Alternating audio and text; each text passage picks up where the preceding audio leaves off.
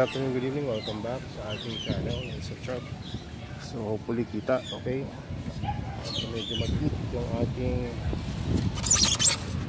okay, hindi natin mabuti. Okay lang. Kaya na natin ito. I-replant. Sa pagre-replant, maganda may mga container ka nakahanda dyan para paglalagyan mo ng plant pots. At gawin mo na rin.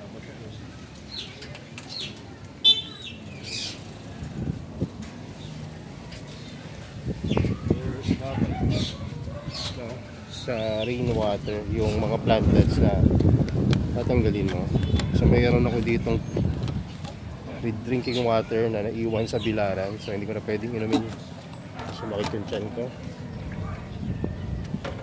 Medyo maligam-gam pa, wala namang problema yan, basta't huwag na mainit. So bunutin na natin itong diabolic corn.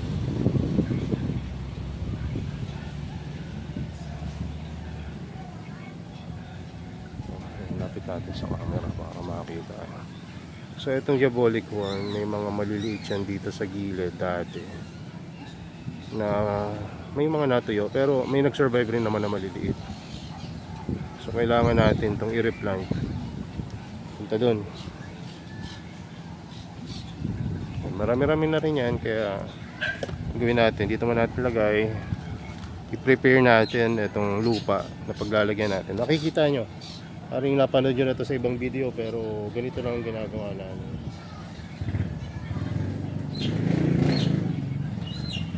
So since wala pa namang algae ito, hindi ko na masyadong mekos-mekos, pero dadagdagan ko na lang ng recycled medium na rin ito.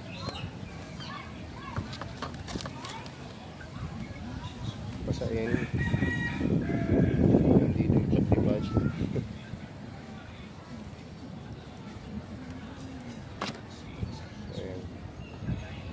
Dito natin itatanim yung diabolic corn. Medyo firm yung baga nakasettle na yung medium dapat pag tinanim nyo ay hindi mabubunot. Ayan. Hindi ko na maibaba itong kaya lang yung kinaya ng aking holder. So kung i-zoom kaya natin, kung makikita nyo mas mabuti. Ayan, wait lang. Ayan, para mas malapit. Ayan. Hopefully kita. So ngayon, kukuha na tayo dito ng mga itatanim natin. Napakaliit ng ibang diabolic corn kasi galing ito sa tissue culture. So kailangan maging maingat tayo. Dapat malinis yung paglalagyan natin para hindi tayo malito kung alin yung halaman sa hindi. So, may maliit na halaman dito. Lagay ko na dito. Kita pa ba? Ito. Dito. Ano mo na lalagay? Mas makikita nyo. Ayan, may gakulangot na plantlets. So kailangan maging malinaw yung mata nyo dito pag ginagawa nyo pa para hindi masaya. Mas maliit pa, pangalawa yung nakuha ko. So yung maliliit yung inuuna ko kasi ayun yung madaling mamisplace pagka kinuha nyo na yung malalaking plantlets. Meron pa dito maliit.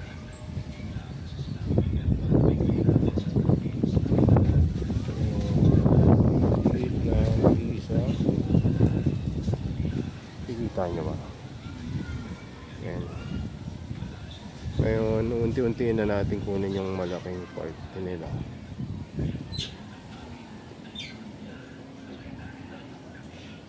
So ito, tumpok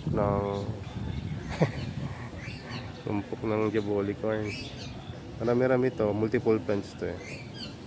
So lagay na muna natin. Diba?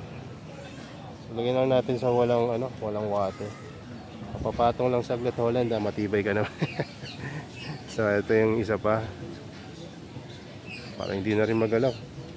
Tama na natin yung medium. Tapos meron pa dito isa pa. Marami na pala itong. Ito ibabad natin. Walang medium eh. Matuyo agad.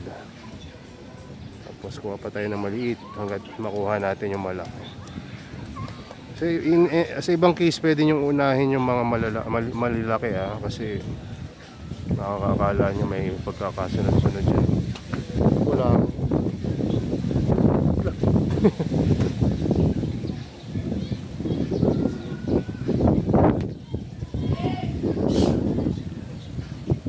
Hinangin yung ano natin.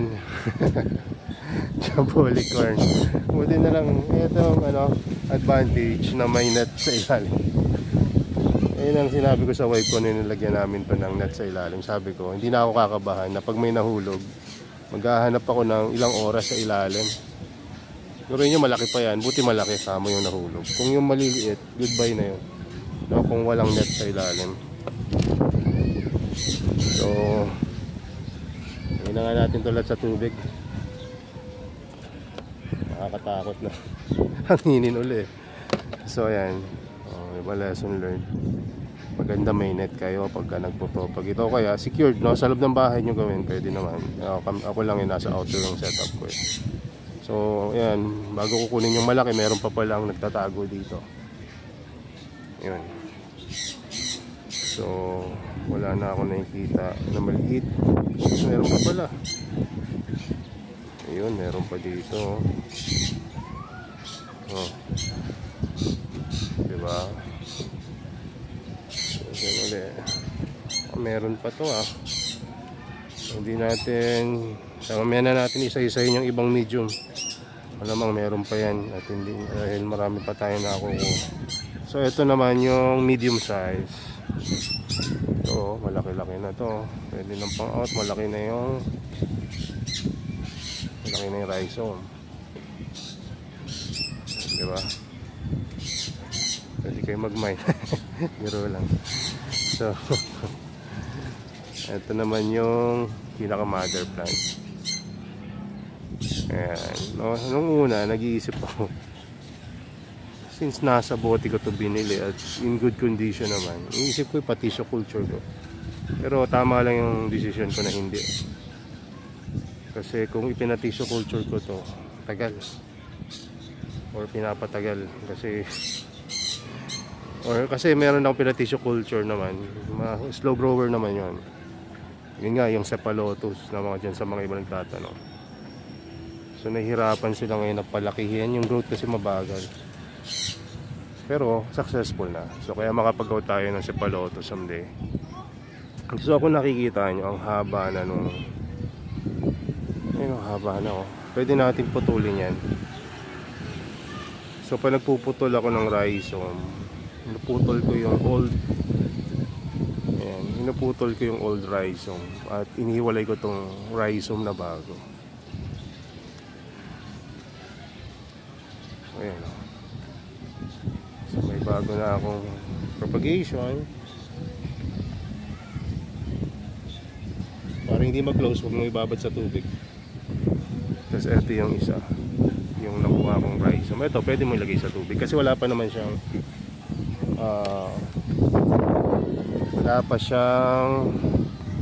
ayun, yung kanina wala pa siyang traps. Ito puro traps, kaya huwag nyo lalagay sa tubig.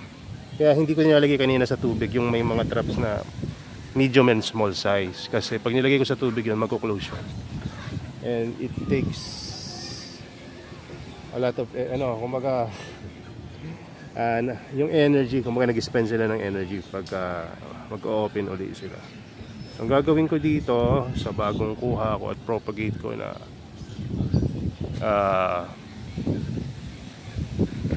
Jamboli corn, ay, yan, lalagyan ko na ng live sphagnum sa paligid para medyo maganda-ganda yung maging outcome niya. So bakit ako hindi nadala? Nalagyan ng sphagnum itong mga alaga ko. Ayun lang, kasi mas mataas yung chance na mabuhay sila kapag gano'n. So ayun lang, lalagay ko na ulit dito. Ko na. Ayan, nakikita nyo naman. ito rin yung isa sa mga paraan na magtanim kayo na hindi nagko-close yung mga traps. Ayan, oh. So huwag yung matitiligan. Tapos para naman may baon nyo na hindi sumasama pabalik yung halaman, constant. Hawakan nyo gitna.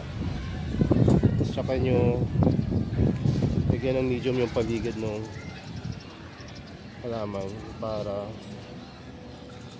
hindi sumama pabalik pagka kinuha nyo na tong tweezer. Ngayon itatanim na natin yung ibang mga nakuha natin na tutulad nito. Yung pangalawa sa malaki na diabolic horn.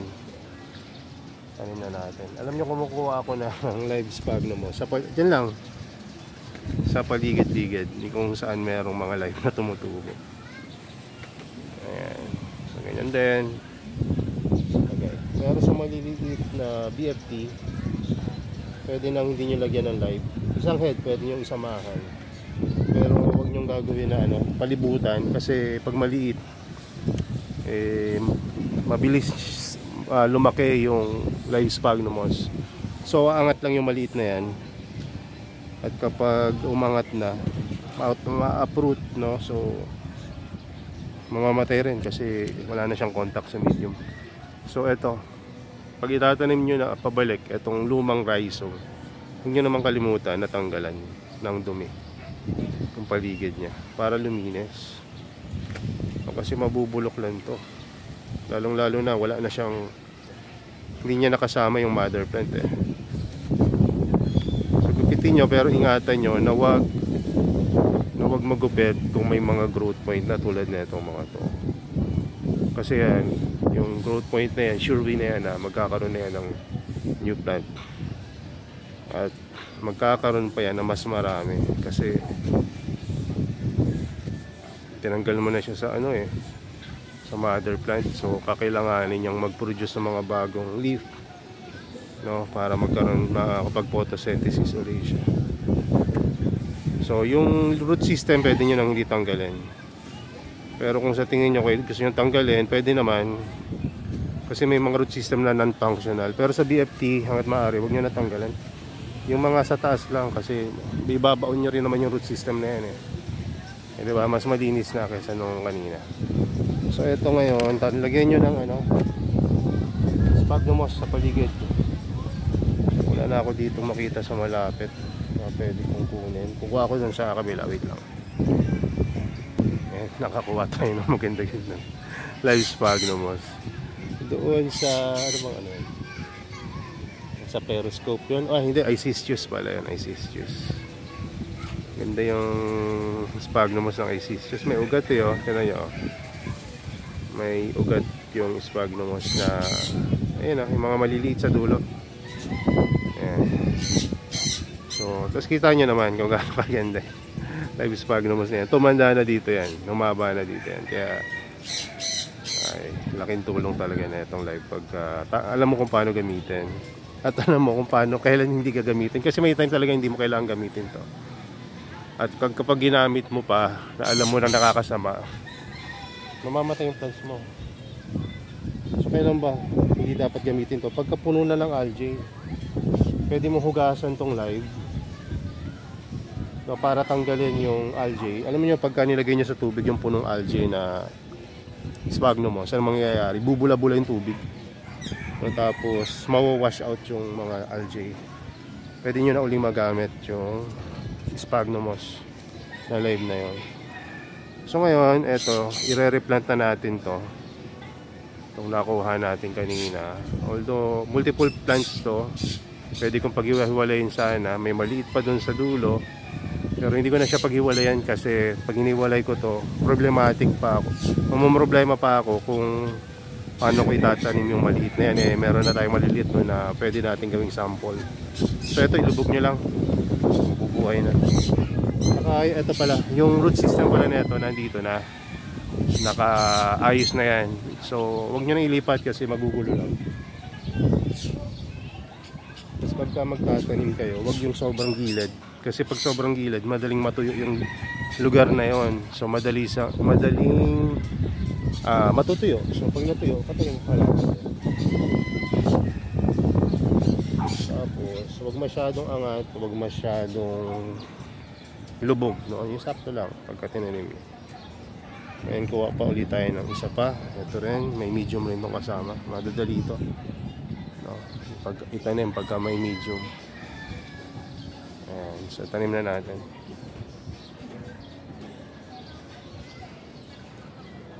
Biglang dami yung bolycorn ko ah.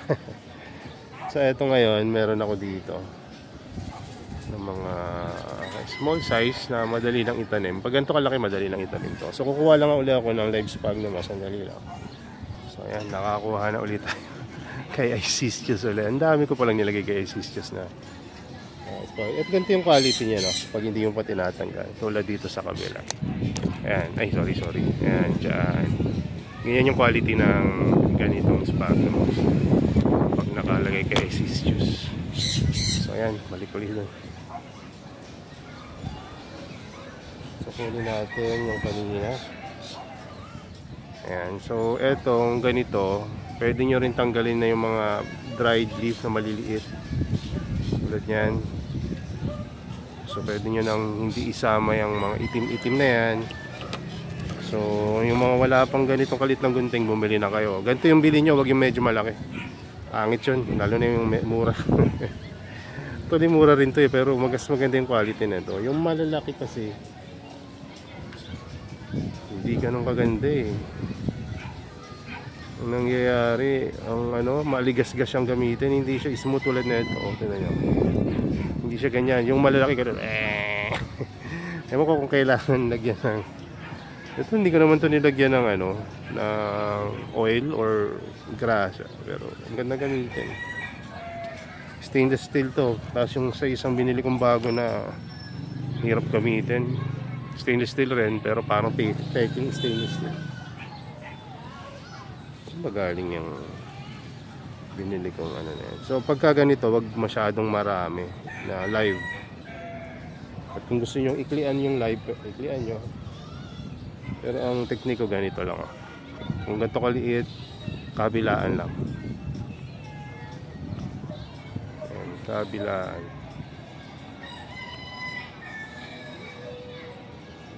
So ito yung plants. Ayan yung plant. So nyo lang, sa sandwich nyo lang. Tapos butas kayo dito. Yung masyado malaki para saktong-sakto lang pagka niligay nyo. Ganyan lang. Tapos lagay dyan. Pag hugot nyo kasi yan sasama, so hawakan nyo lang dyan. Tapos tsaka nyo i-release. Simple as that. Patanim na ng maayos. So ngayon sa maliliit, tulad nga na itong mga ito, buti hindi nahulog to nung hinangin kanina kasi nalakalagay sa tubig. Itong ganito kaliliit, ito ang challenging. So ang ginagawa ko dito, tinatanim ko malapit sa malalaking halaman or malalaking Venus flytrap.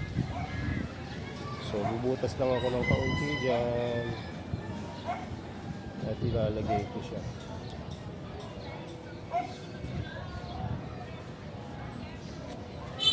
So medyo dito na lang kasi pag masyadong malalim natutunaw eh. So dito natin bandang taas natin lagay.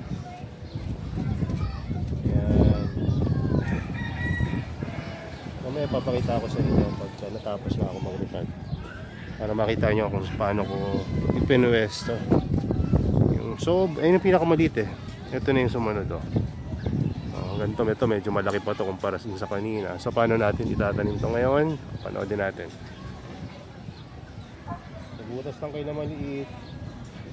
Yung ganito pwede nyo nasamahan ng isang maliit rin na live sphagnum para may panlaban siya. So ang ginagawa ko lang ganito live sphagnum, tabi nyo lang yan ng ganyan. Sensya na kayo, nauga yung aking holder. Ayun yung BFT. Ayun yung BFT, tinabi ko lang yung live sphagnum na isang head. Tapos itatanim ko na.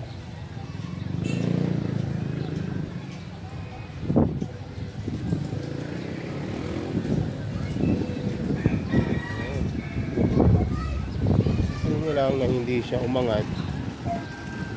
So ayan. Ngayon ito naman, meron pa tayo dito. May maliit pa pala ako dito. Ito, unahin na natin yung maliit kasi baka mamaya nakalimutan natin eh. Ayun, mas maliit pala to. Ilang traps na napakaliit. Ewan ko kung mabubuhay natin. Yan, napakaliit yan. At mukhang hindi ganun ka-healthy kasi ilang traps lang. Liit pa. Nanggaling to sa lipulis. Maintindihan. Yan, so itanim natin to. Hanap din tayo dito na pwedeng pagtaniman. Usually lalagay ko to sa tabi ng live sphagnum. Yan natin.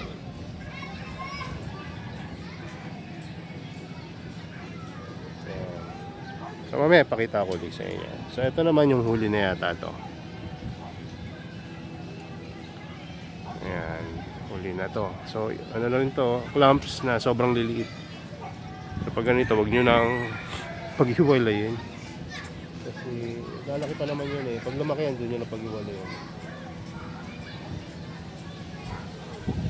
Ayun. So tingnan natin kung may naiwan pa dito sa ating mukhang wala na naman. Mukhang wala na. So pakita ko muna bago ko diligan yung mga pinagagawa natin pag lilipat. So bago natin gawin yun, check natin tong mga medium dito, baka may naiiwan pa. Sorry niya, may naiiwan pa eh. Kaya swerte nga yung mga nakakabili sa atin na minsan, sir, meron kayo napasama ditong BFT. Ah, sige. Additional previous yan, pero sa totoo lang, iba doon napasama lang. Okay lang. Titingnan nyo baka kung anong features noon. Minsan madaling ma-ID eh. Iba naman ang hirap. Pag mahirap i-ID, typical na yan. Pero yung mga syempre, tulad na itong nebolic corn, eh, napaka kitang-kita naman yung diferensya niya sa ibang BFT. Kaya madaling i-identify. So ayan, tinitingnan natin kung may mga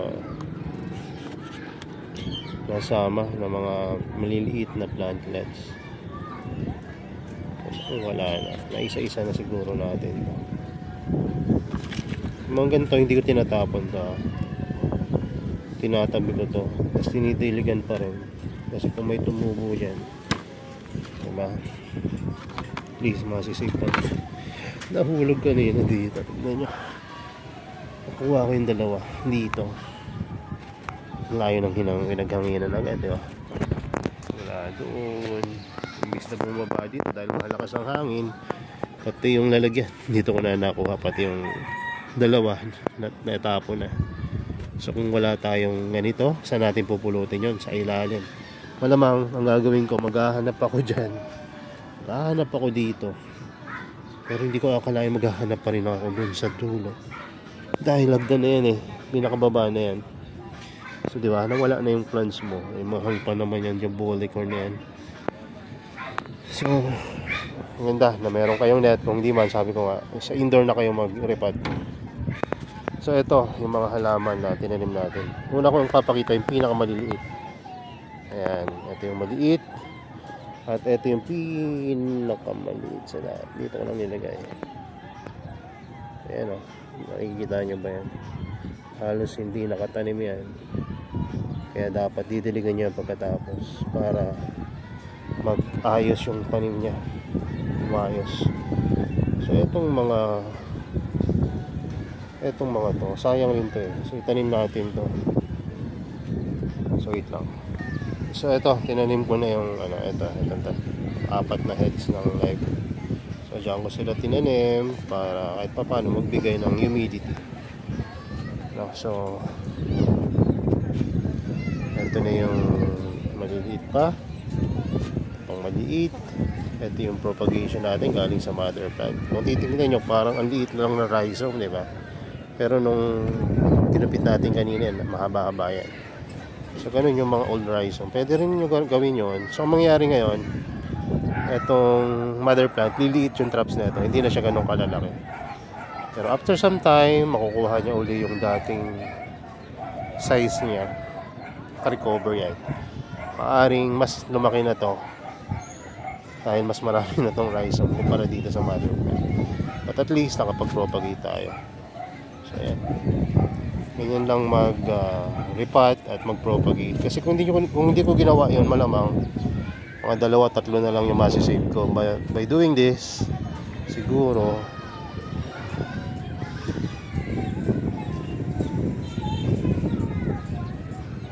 magiging 10 to 15 plantlets once na tumubo na yung mga propagation natin, diba? So kaya napakahalaga ng pagre-repot sa tamang oras at sa tamang pamamaraan. Kaya huwag nyo rin kakalimutan na diligan sila. Oops, parang wala tubig na tayo. Pala yung walang baterya. So kunin natin yung working sprayer.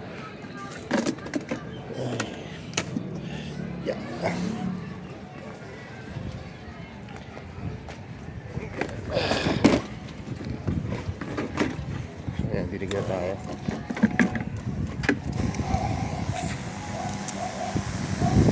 So pag magdidilig kayo, ang inyong goal ay mag-firm yung pagkakatanim ng mga halaman. Ibig sabihin mas kumapit na yung halaman sa medium. Pangalawa, malinisan nyo yung plants na nabasa kanina kasi nagkaroon niya ng konting mga dumi-dumi. Maka-hydrate na rin yung medium, malinisan yung halaman.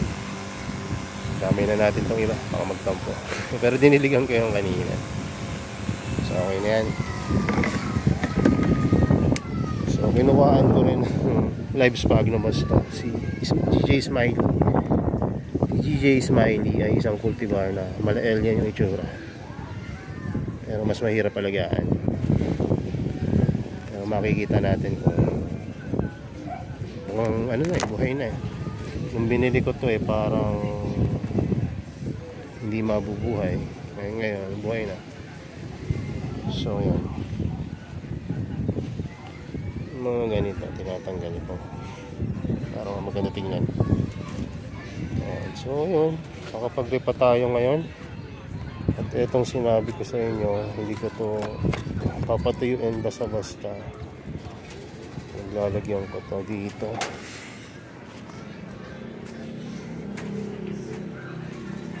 Para kung magagamit ko sila, makasave ako ng ibang mga plantlets once na isa-isahin ko uli yun. So yun, dami pang gawain dito sa growing area, pero ganun talaga. So yan, naitanim na natin ng maayos. Planting ng Diabolic Worm, diba? Mission accomplished today, diba? Na may mga nagawa tayong kapakipakinabang sa ating konting oras na gagabi na ulit. So itong mga to, tanggalin nyo to. Mabilis kumakalat siya. Pag minsan nakaawaan ko itong mga halaman na ganyan kaya lang higing nasasakop nila yung mga yung mga halaman natin sa outgrown nila. So ito pala, isang last repotting to. Lipat ko na rin siguro to. Ito, arc trap, mamatay na to. Tingnan nyo. Ito pala, buti nakita ko. May sakit tong gantong halaman. So, kunin natin yan. Harlequin, ganun din. Wala na si Harlequin. Natuluyan. Wala na tayong Harlequin ngayon. Ayan o. Tuluyan. So, susunod na tong si arc trap kung hindi natin save. Ayan na. So, ayan na. Nangyari kasi dyan, magkakasakit sila. Parang nangyari dito dati kay GJ Green Joke. Kasakit yan dati. Kaya lang, ang maganda lang kay GJ Green Joke, malaking rhizome siya. So, ginawa ko, chinap-chap ko talaga siya. After ko chop-chapin yan, tinanim ko. Sabi ko kung may mabubuhay, mabubuhay. Pero, hindi ko rin sigurado kasi nga, ganito yung naging senyales. Ayan na. Ayan. Pangingitim. Kahit sa new growth, pangingitim. So, gagawin natin, lipat natin ito sa ibang medium. hindi ko itatabi sa Jupolicon. Dito na sa kabilang side. Para kung may mahahawa, hindi siya kasi no. So dito natin lalagay si arc trap. Kuha ulit tayo na ito mga lumang medium na. Lumang medium. Ayan. Kuha lang kayo ng konti. At mahalaga na kumuha kayo ng old medium. Hindi naman sa old medium. Kumbaga, yung medium na walang algae. Yun. So, ay nailagay na natin dito. Yung pagtataniman natin. Diligan. Ito yung pinagbabaran natin kanina. No? Babaran natin. Yan natin itatanim si arc trap. So, ayan. Ano si arc trap? Ito. Ayan, yan si arc trap. Ang liit niya na ngayon. At ang masama pa dito, isang rhizome na lang to. Kumbaga, isa na lang yung hindi pumipirma. So, ayan. Sikapin natin na mabuhay pa siya. Kuha tayo ng isang live. Dito sa ano na ba? Kuha tayo ng isang live sphagnum moss. Ikapit natin sa kanya at itanim niya.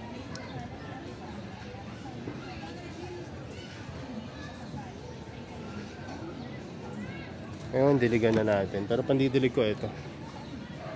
Yung tubig na inumin.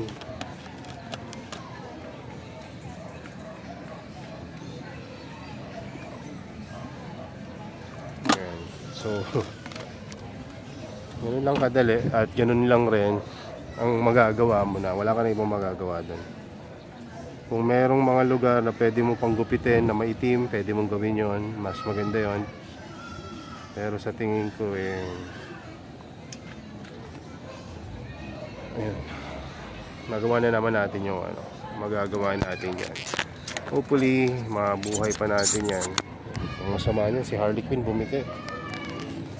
Laki-laki pa naman si Harley Quinn. Itong arc trap ko talaga ang tagal lumaki. Pero hopefully mabuhay siya. So yan. Diyan ko natin yun sa arc trap. Tingnan natin sa Harley Quinn kung anong lagay niya para hindi niyo magaya. Ilagay ko na rin naman siya sa live, pero siguro naparami itong live ko. Ganda rin naman yung pwesto niya dito. Ito ang iba okay naman, ano na to, diba? Parehas naman silang growing condition, parehas naman silang may mga live sphagnum moss. So yun, may mga ganong mga pangyayari sa pag-aalaga natin. Ganito nangyari may sakit rin tong isa na to, JJ Mabusa. So lipat na rin kaya natin pa si JJ Mabusa na to. Nangyari dito sa mga to.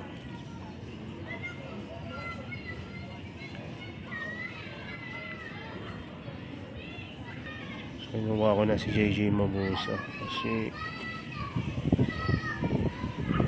hirap na rin maghanap na ito ngayon hindi natin itong ID at i-replant natin sa ibang lugar. Ayan natin i-replant. Parang wala na akong mapiling space.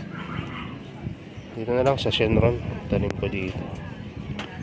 Ay, dito may space pa dito. Hagaw lupa muna tayo dito. Sabihin natin dito.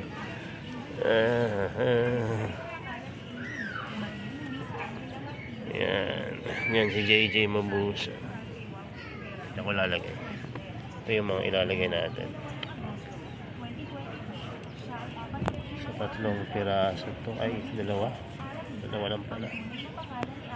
Tatanim lang natin ng direkta na.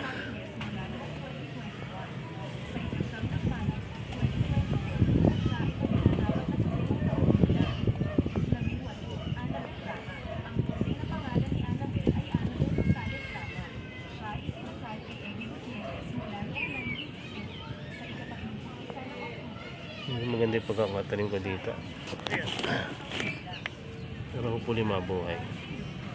Hindi ko na rin nilagyan ng live. Ayan. I think okay na yung pagkakatanim na yan. Ditiligan na lang natin.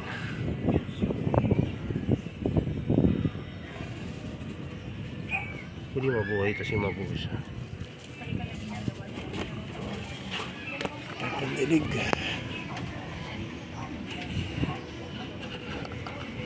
Diba? Dami nating ginawa ngayon bago bumaba.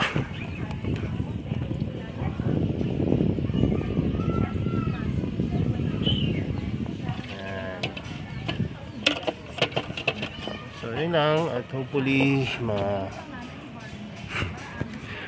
mabuhay sila. Ay nako. Diba? Kala nyo madali. Kahit ako namamatayin din. Pero pagka gano'n nangyari, no, at least alam na natin kung ano yung mga steps na pwede natin gawin. Bakit hindi ko ba ginalaw agad dati yun? Kasi kala ko nag-acclimate lang. So pagka gano'n pala dapat i-replant mo na. So maganda naman yung medium na ginamit ko. Okay, nangyayari talaga yan. Hindi mo alam, no? Ang tsuri ng iba, kaya nangyayari yung pangingitim, yung patik-batik sa BFT. Tulad nga doon sa yan, yung mga namatay na yan. Tapos yung sa green joke, viral, ano yan, kumbaga nagkaroon ng virus, no, yung halaman. So pag viral, ang hirap talagang hirap i-recover. Pero ang technique na ginagawa ko doon pagka malaki yung plant, talagang dinidivide ko ng mga 4 hanggang 5 hati, isang halaman. So ang gagawin ko, itatanim ko sila. So dito in case na to, hinati ko yata ito ng 1, 2, 3, 4, 5 rin talaga, oh. Namatay yung pinakamalaki dito, pero at least nakabuhay ako ng 1, 2, 3, 4. Tapos nag-anak pa tong malaki. So naging 5. So ganun ang pwede nyong gawin. Kaya lang, pagka ganito nga, tulad na itong square teeth na to, sakaling magkakasakit yung ganyan, ang hirap na i-recover kasi ang liit. Samantalang kung malaki siya, may chance na pwede mong mabuhay pa na maparami bago siya mamatay. So ayun nga, no? So ano gagawin nyo pagka may batik-batik or viral na sakit yung BFT? Propagate nyo na. Kasi pag di nyo pinropagate yun, yung isa na yun, kung mamatay, edi wala na. Pero kung hinati nyo sa 5 at mamatay doon 3, may 2 pa kayong tira na pwede kayo magsimula ulit. So ayan, mababa na ako. Tingin ko wala naman ako naiwan na dito sa taas. Mababa na tayo. Mahan nyo na rin ako magbaba para alam nyo yung ginagawa ko dito. Ayan, wala ako naiwan kasi hirap mag-akit baba dito eh. Ayan, sasarado ko ngayon yung zipper na to. Kasi papasukin yan minsan ng ibon pagka tinanghali ka ng gising.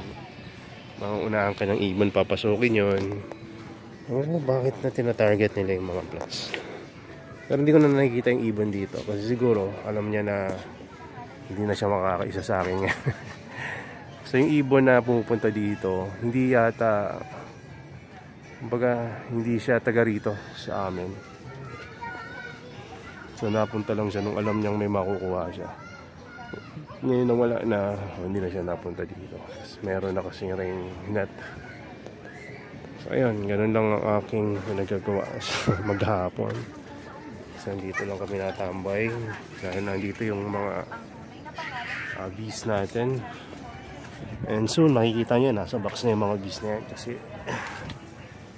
next week for sure nandito na yung mga in-order ko na materials. At hopefully magawa natin sa isang araw, makagawa tayo ng 2 or 3 box ng bee. Tapos pagka nakapagawa na tayo, ililipat na natin yung mga bees natin sa box.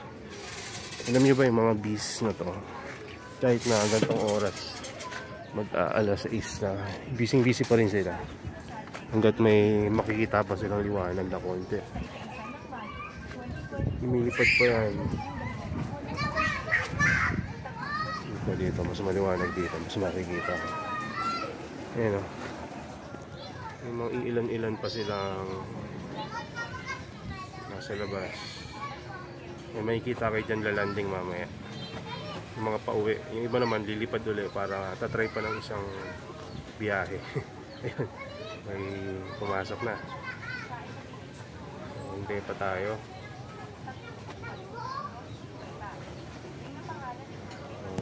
Malalayo yung pinagmula nila ngayon. So, ayan. Hindi sila nagpapahinga. 24/7 nagtatrabaho yung mga bees na yan. Ewan ko kung natutulog din sila kasi palagi ko sila nakikita ginagawa eh. Lalo na tong inatake ng ibon na bees.